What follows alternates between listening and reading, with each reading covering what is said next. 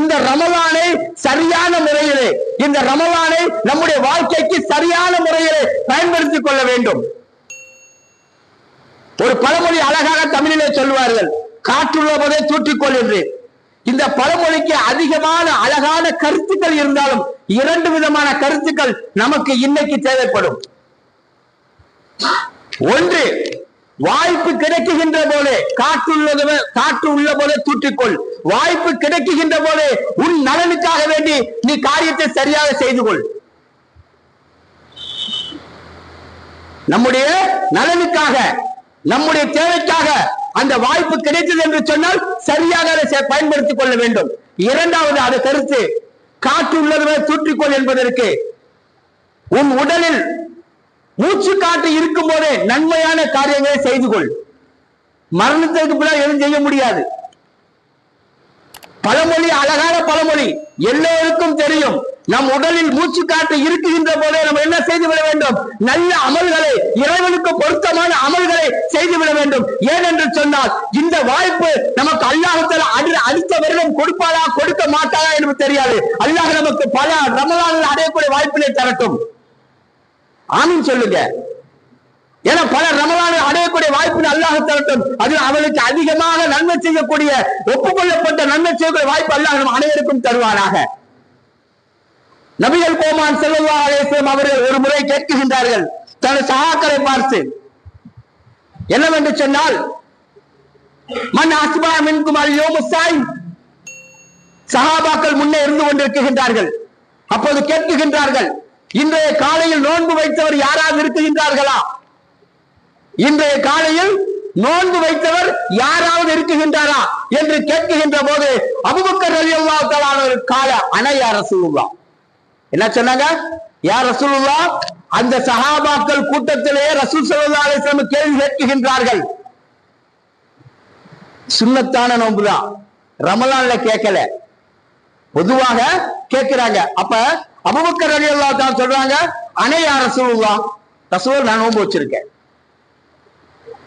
அடுத்ததாக கேட்கின்றார்கள், கால ஃபமன் தபி அமின்கும் அல் யௌம ஜனாஸா.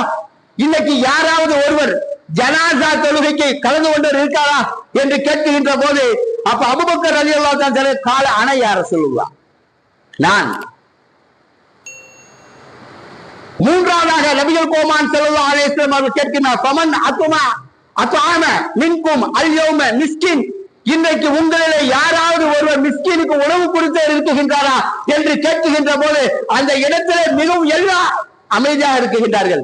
அப்போது கால யா ரசூலுல்லாஹ் அன, யாரு? அபூபக்கர் நான் கொடுத்திருக்கேன். நான்காவதாக கேட்கின்றார்கள், ஃபமன் ஆத மின்கும் அல் யௌம மரீர். உங்களில் யாராவது ஒருவர் நோயாளியை இன்னைக்கு சந்தித்தாரா என்று கேட்கின்ற போது அப்போதும் அபூபக்கர் ரலியல்லாஹு தஆலா கை உயர்கின்றது. நான் இருக்குகின்றேன் யா ரசூலுல்லாஹ். அப்ப ரசூல் ஸல்லல்லாஹு அலைஹி வஸல்லம் சொன்னார்கள், இந்த வாசகம் நமக்கு இப்போது தேவைப்படும்.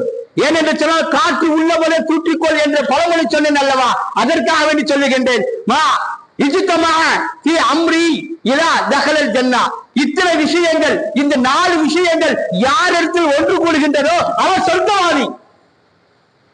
நம்ம மற்ற காலத்தில் நோன்பு வைக்கிறோம் வைக்கவே தெரியல, ரமலானுடைய காலத்தில் அமர்ந்து கொண்டிருக்கின்றோம்.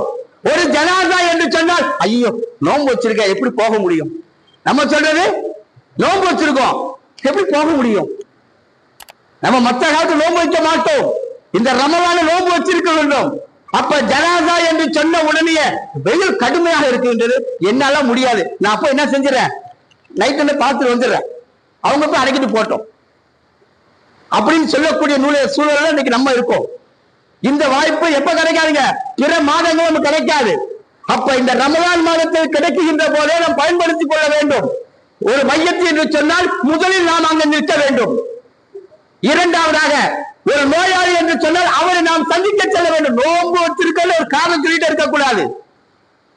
இன்னைக்கு என்ன செய்யணும், நோன்பு நோன்பு என்று சொல்லி நம்ம நோன்பு வச்சு வீட்டுக்கு வெளியே வரக்கூடாது, வியாபாரம் பண்ணக்கூடாது, வியாபாரம் அதிகமா பேசக்கூடாது, சிந்தனை வைத்துக் கொண்டிருக்கின்றோம். நோன்பு பாடாப்படுத்தக்கூடாது. யாருங்க சொன்னது? நோன்பு வச்சுதான் சஹாபாக்கள் யுத்தத்துக்கே போனாங்க. முதல் யுத்தம் எங்கெங்க நடந்துச்சு? இன்னைக்காவது நம்ம சாப்பிட்ட உணவு இருக்கு பார்த்தீங்களா? இன்னைக்கு நம்ம சகருக்கு சாப்பிட்ட உணவு இருக்கு பார்த்தீங்களா? இதை சகாபாக்கள் அதை ஒரு நேரத்துல கூட சாப்பிட்டு இருக்க மாட்டார்கள். அவங்க கையில இந்த உணவு கிடைத்தா பல நாள் வைத்து சாப்பிடுவார்கள். அந்த நம்ம ஒரு நேரம் சாப்பாட்டை நம்ம இன்னைக்கு காலையில சகருக்கு சாப்பிட்ட உணவு அவங்க பேரித்தம்பளம் தண்ணீரை கொண்டு குளித்து விட்டு என்ன செய்வாங்க? போர்க்களத்துக்கு போவாங்க, விவசாயத்துக்கு போவாங்க, மார்க்கத்தை கற்றுக்கொள்வது நபி ஸல்லல்லாஹு அலைஹி வஸல்லம் அவருடைய ஹதீஸ் கலைக்கு வந்து உட்காருவாங்க. ஆனா இன்னைக்கு நம்ம என்ன செய்யறது கிடையாது. என்ன செய்யறது கிடையாது. நோன்பு வச்சுட்டோம்னா எந்த வேலையும் செய்ய முடியாது.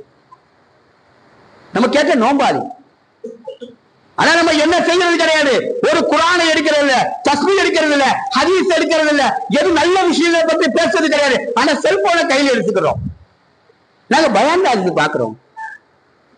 நாங்க என்ன செய்யறோம்? பயான் தான் பாக்குறோம். உங்களை அப்படி ஒரு பயான் பார்க்க சொல்லல யாருமே. நீங்க தஸ்பீஹ் ஓதுங்க. பயான் பார்ப்பதனால், பயானை கேட்பதனால் உங்களுக்கு உங்களை உள்ளத்தில் ஏதாவது மாற்றம் ஏற்பட போகின்றதா? கிடையாது. நீங்க பார்த்தீங்க டக்கு அங்க இடையில ஒரு விளம்பரம் வரும். ஒரு அந்நிய பெண் வந்து நிப்பா. அத நீங்க என்ன ஆயிட்டீங்க? உண்மையா பொய்யா? வருதா எனக்கு யூடியூப்ல. அப்ப நம்ம எப்படி செய்ய வேண்டும்?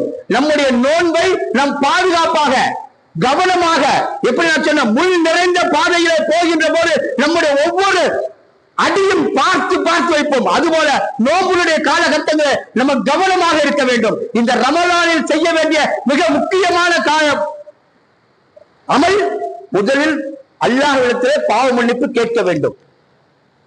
இரண்டாவது அமல், இந்த அமல் வந்து எப்படி என்று சொன்னால் ரமலானுக்கு அல்லாத மதம் கிடைக்காது.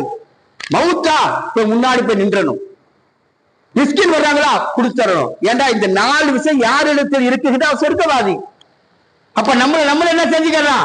அல்ஹம்துலில்லாஹ் நாளைக்கு எல்லாம் செஞ்சுட்டேன். ஏன்னா ரசூல் ஸல்லல்லாஹு அலைஹி வஸல்லம் சொல்லியிருக்கிறார், இந்த 4 விடயங்கள் யார் இடத்தில் ஒன்று சேர்கின்றதோ அவர் சொர்க்கவாதி. அவர் சொல் பொய்யாகுமா? அல்லாஹ்விடத்தில் தூதர் ஸல்லல்லாஹு அலைஹி வஸல்லம் பொய்யாகுமா? ஆகாது அல்லவா? அப்ப நம்மள சொர்க்கவாதி ஆகவா வேணுமா? சொர்க்கத்துக்கு போகணுமா இல்லையா? நோன்பு என்று சொன்னால், நமக்கு உறவினர் யாரும் நோய் என்று சொன்னால் அவரை போய் நாம் முதலில் விசாரிக்க வேண்டும். ஒரு மிஸ்கின் கேட்டு வர்றாங்களா, நம்மளால உங்களால முடிஞ்ச இருக்கிறத எடுத்து கொடுங்க. இதை செய்வோம், நம்ம சொர்க்கவாதி ஆகிவிடுவோம்.